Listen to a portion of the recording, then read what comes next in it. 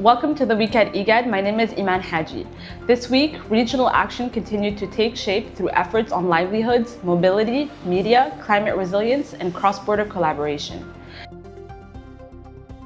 In Nairobi, IGAD convened a 3-day regional workshop bringing together member states and partners to strengthen cooperation on climate resilience, groundwater management.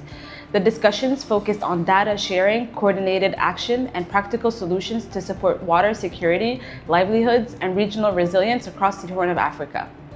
In New York, IGAD took part in the second International Migration Review Forum at the United Nations headquarters, where it called for stronger regional cooperation, better protection for migrants, and route-based implementation of the Global Compact for Migration.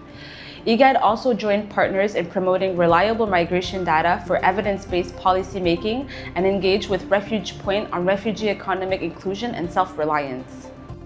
In Kampala, the IGAD Executive Secretary, His Excellency Dr. Workene Gebeyehu, attended the inauguration ceremony of His Excellency President Yoweri Kaguta Museveni, reaffirming IGAD's commitment to regional solidarity and cooperation. During the visit, he also attended a State House dinner ahead of the ceremony. In Nairobi, IGAD Deputy Executive Secretary, His Excellency Mohamed Abdi Wadid, took part in a high-level ministerial meeting on United Nations Security Council reform during the Africa Forward Summit. He also attended the launch of the Medical Access and Manufacturing Initiative, which focuses on strengthening Africa's medical manufacturing capacity and health resilience. In Garissa, the IGAD Gender Office launched a 3-day capacity building workshop to strengthen women's leadership in refugee governance, bringing together refugee and host community leaders. The workshop focused on inclusive leadership, women's participation in decision-making, and advancing the women, peace, and security agenda with support from the governments of Japan and Sweden. In Asayita, the IGAD Center for Pastoral Areas and Livestock Development convened a regional meeting to strengthen governance and coordination of pastoralism and transhumance in border areas. The discussions focused on establishing gender-inclusive coordination committees, deepening understanding of the IGAD transhumance protocol, and promoting peaceful pastoral mobility and regional collaboration.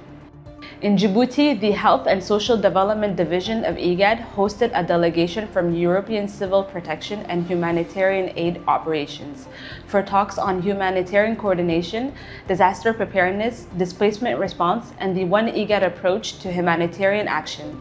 In Moyale, Ethiopia and Kenya operationalized their bilateral cross-border cooperation agreement on animal health and sanitary measures. The engagement focused on harmonized surveillance, synchronized vaccination, outbreak response, livestock mobility, and safer cross-border livestock trade to strengthen, prevent, and control transboundary animal diseases. In Nairobi, the IGAD Executive Secretary addressed the annual Pan-African Media Summit 2026, where he underscored the role of media in shaping Africa's transformation and safeguarding public trust in the digital era. He also highlighted the importance of responsible journalism, editorial integrity, and initiatives such as the IGAD Media Awards in promoting professional media across the region. In Gambela, the Sustainable Environment Protection Unit of IGAD met with the African Parks Network to discuss community-level interventions under the Bomba Gambela Landscape Project.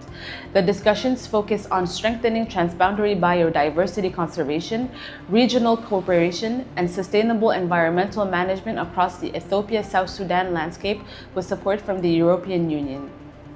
In Nairobi, the IGAD Climate Prediction and Application Center convened the PRIGACOF 73 Capacity Building Workshop, bringing together national forecasters from the Greater Horn of Africa. The training is aimed at strengthening seasonal forecasting skills and supporting national and regional climate outlooks for the June to September 2026 rainfall season, with support from the Wiser Pass EA project funded by the United Kingdom's Foreign Commonwealth and Development Office. That's it for this week at IGAD. Until next week.